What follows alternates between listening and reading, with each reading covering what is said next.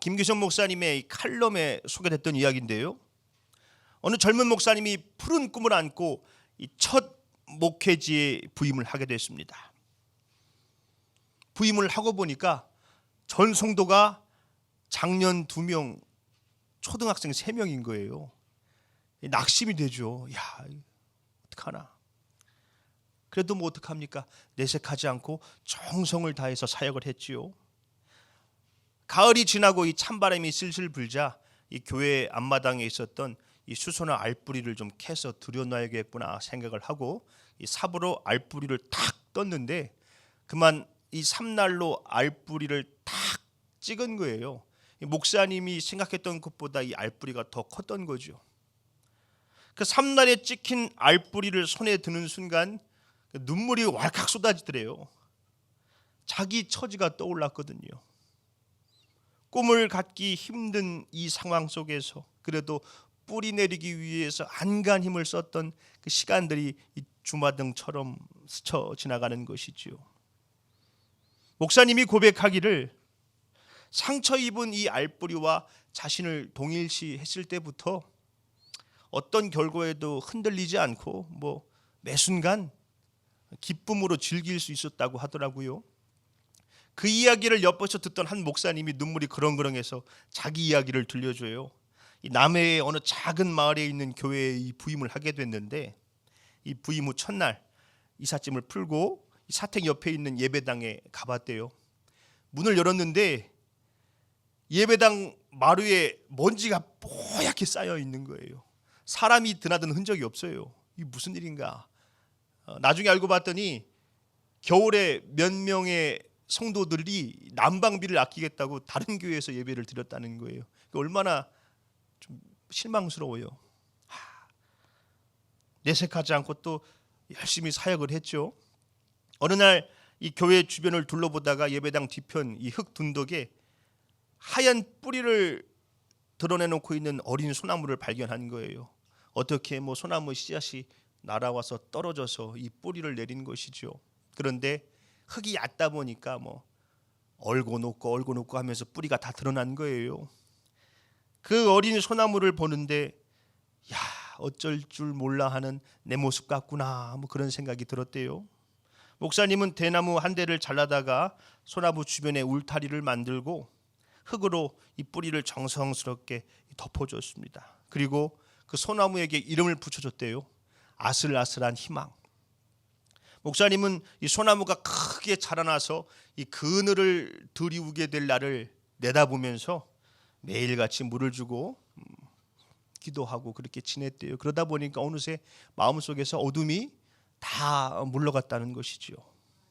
오늘 본문에서 다윗은 기가 막힐 웅덩이와 수렁에 빠졌다 말합니다. 여기서 기가 막히다는 것은 샤운 끔찍한 것을 말해요. 이 수렁은 진흙 구덩이, 늪입니다. 늪. 그러니까 끔찍한 고통을 겪고 이 절망의 늪으로 점점 빠지고 있었던 것이지요. 우리도 그럴 때가 있지 않습니까? 예기치 않게 찾아온 고난 때문에 어려움, 질병, 가난, 이별, 이 가정의 붕괴들로 인해서 절망으로 점점 빠져들어갈 때가 있지요. 이 늪은 내 힘으로 빠져나올 수가 없습니다. 빠져나오려고 발버둥 치면 칠수록 더 깊이 빠져들어가죠. 늪에 빠졌을 때는 어떻게 해야 됩니까? 오늘 본문 말씀 1절입니다. 내가 여호와를 기다리고 기다렸더니 귀를 기울이사 나의 부르짖음을 들으셨도다.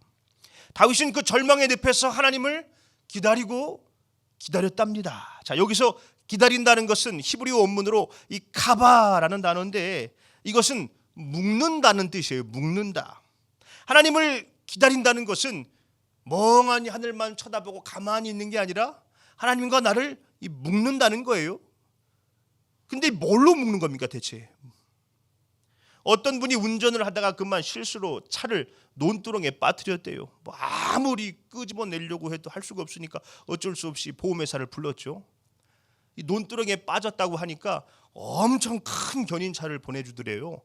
야, 저걸로 끌면 그냥 한 방에 끌려 나오겠구나 생각을 했는데 그 큰 차가 아무리 끌려고 난리를 쳐도 이게 안 나오더래요.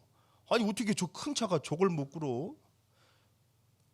이 출동 기사가 아무래도 안 되겠다 싶어갖고 나와가지고 그래요. 이 끈이 얇아가지고 이 와이어가 얇아서 도저히 안 되겠다는 거예요. 끊어지려고만 하고 힘을 못 받는다고. 그러더니 다시 돌아가서 커다란 이 두꺼운 와이어를 갖고 왔는데 그걸 딱 걸고 당기니까 그냥 쑥 빠져 올라오더래요. 그 순간 그분이 야, 그래 하나님이 능력이 없어서 우리를 못 끄집어내시는 것이 아니겠구나. 우리의 이 기도의 끈이 얇아가지고 이 믿음의 끈이 얇아서 우리가 그 수렁에서 나오지 못하는 것이겠구나. 그런 생각이 들었다는 거예요. 예레미야서 33장 3절 말씀이죠. 너는 내게 부르짖으라. 내가 내게 응답하겠고 내가 알지 못하는 크고 은밀한 일을 내게 보이리라. 하나님은 큰 견인차 같아서 우리를 쉽게 건져내실 수 있습니다. 그런데 우리의 그 기도의 끈이 얇으면, 이 믿음의 끈이 얇으면 그 수렁에서 나올 수 없다는 것이죠.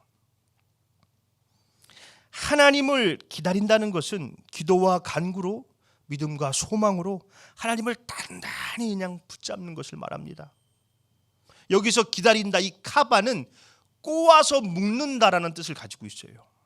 힘없는 지푸라기도 꼬우면 뭐가 됩니까? 새끼줄이 되죠. 그 얇은 삶도 꼬우면 단단한 밧줄이 됩니다. 기도의 끈도 그래요. 지금은 너무 얇아 보이는데 기도하고 간구하고 부르짖고 또 기도하고 계속해서 기도의 끈을 꼬고 또 꼬고 꼬다 보면은 어느새 절대 끊어지지 않는 단단한 밧줄과 같은 끈이 되어 있는 것이죠. 그렇게 되면 어떻게 되겠어요? 그냥 그 수렁에서 끌려져 나와 있는 거예요. 마음속에서 근심과 걱정, 염려, 두려움들이 어느새 싹 사라져 있는 것이죠. 내가 뭐 때문에 두려워했나? 하나님 나와 함께 하시는데.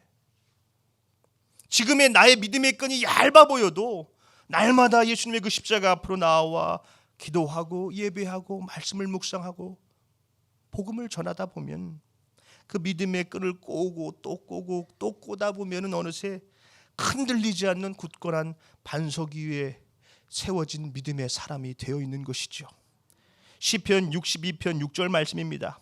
오직 그만이 나의 반석이시요 나의 구원이시요 나의 요새이시니 내가 흔들리지 아니하리로다. 그 젊은 목사님이 삼날에 찍힌 상처 입은 수선화와 자신을 동일시했을 때 무너질 수도 있었죠. 여기서 어떻게 앞으로 목회를 해야 되나. 그런데 이 목사님은 그 수렁에서 자신과 하나님을 묶은 거예요. 하나님, 이 상처난 알뿌리 같은 나를 돌봐주세요. 하나님께만 소망을 두고 살아가게 해주세요. 그렇게 묻고 또 묶었더니 어느 순간 그 결과에 연연하지 않고 모든 것에 기뻐할 수 있었다는 것이죠. 그 남해의 작은 마을에서 목회하셨던 그 목사님도 그 하얀 뿌리를 드러낸 소나무를 보면서 어찌할 바를 모르는 내 모습 같구나, 그러고 절망할 수도 있었죠. 그런데 그 주변에 울타리를 만들고 날마다 물을 주면서 하나님, 어찌할 바를 몰라서 헤매이는 저를 불쌍히 여겨주세요. 계속해서 기도하고 기도하다 보니 어느새 어둠이 사라지게 됐다는 것입니다. 빌립보서 4장 6절로 7절이죠. 아무것도 염려하지 말고 다만 모든 일에 기도와 간구로 너희 구할 것을 감사함으로 하나님께 아뢰라. 그리하면 모든 지각에 뛰어난 하나님의 평강이 그리스도 예수 안에서 너희 마음과 생각을 지키시리라. 아멘. 다윗은 기가 막힐 웅덩이와 수렁에서 하나님을 부르짖으며 기도와 소망의 끈으로 하나님과 자기를 단단하게 묶었습니다. 그러자 어떻게 됐나요? 본문 말씀 2절이지요. 나를 기가 막힐 웅덩이와 수렁에서 끌어올리시고 내 발을 반석 위에 두사 내 걸음을 견고하게 하셨도다. 커다란 견인차가 이 논두렁에 처박혀 있던 차를 그냥 쑥 끌어올리듯이 주님께서 그 다윗을 수렁에서 쑥 건져내시고 그의 발을 반석 위에 두셔서 다시는 늪에 빠지지 않게 하셨다는 거예요. 우리도 살면서 기가 막힐 웅덩이와 수렁에 빠질 때가 있습니다. 갑작스럽게 찾아온 고난 때문에, 사람 때문에, 상처 때문에 그 절망의 늪으로 빠져들어갈 때가 있어요. 거기서는 내 힘으로 빠져나올 수가 없어요. 아무리 발버둥 쳐도 나올 수 없습니다.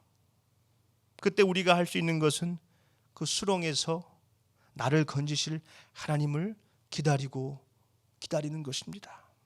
하나님을 기다린다는 것이 무엇입니까?